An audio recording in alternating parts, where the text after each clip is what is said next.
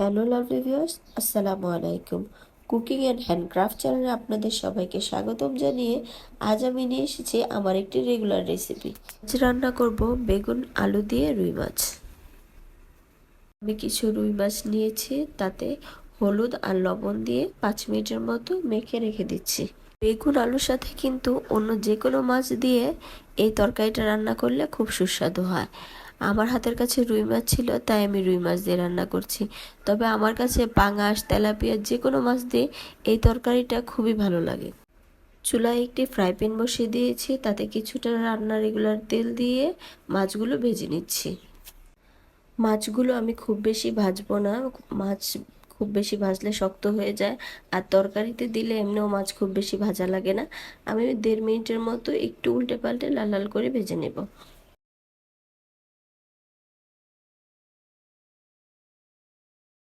মাছগুলো উল্টে পাল্টে 2 থেকে 3 মিনিট আমি ভেজে নিয়ে মাছগুলো তুলে নিচ্ছি, এবং এই কড়াইতেই আমি পেঁয়াজ দিয়ে দিচ্ছি। এই মাছের তেলেই আমি রান্নাটা করে নেব।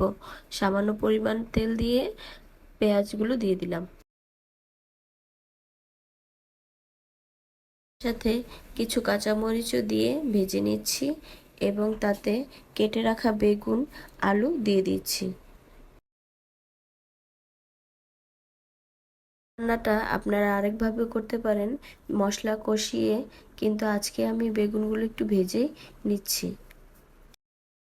বেগুন আর আলু দিয়ে তার উপরে 2 চামচের মতো লবণ এবং 1 চামচের মতো হলুদের গুঁড়া দিয়ে আমি ভালো করে নেড়ে মিশিয়ে নিচ্ছি। বেগুন আলু মিডিয়াম টু হাই ফ্লেমে রেখে ভেজে নেব 2 মিনিটের মতো। কম আঁচে ভাজতে যাবে না, তাহলে বেগুনগুলো গলে যেতে পারে।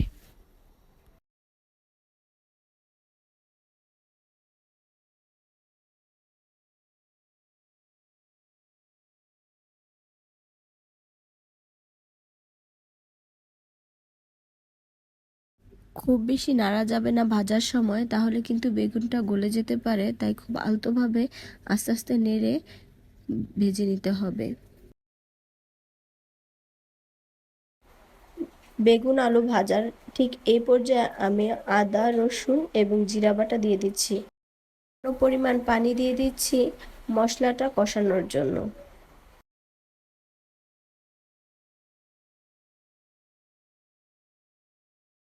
1.5 চামচের মতো মরিচের গুঁড়া, এবং আগে যেহেতু হলুদ দিয়েছিলাম সামান্য পরিমাণ হলুদ এবং লবণ দিয়ে আমি ভালো করে মশলাটা কষিয়ে নিচ্ছি। মশলাটা কষানো শেষ। এই পর্যায়ে আমি গরম পানি দিয়ে দিচ্ছি। এটার জন্য আমি গরম পানি ব্যবহার করব, তাহলে বেগুনটা আর ভাঙবে না, তরকারিটা দ্রুত হয়ে যাবে। বলক আসলে আমি এখানে সবগুলো মাছ দিয়ে দিচ্ছি। এগুলো দিয়ে 2 মিনিটের মতো রেখে আপনারা উপরে ধনেপাতা দিয়ে পরিবেশন করে নিতে পারেন।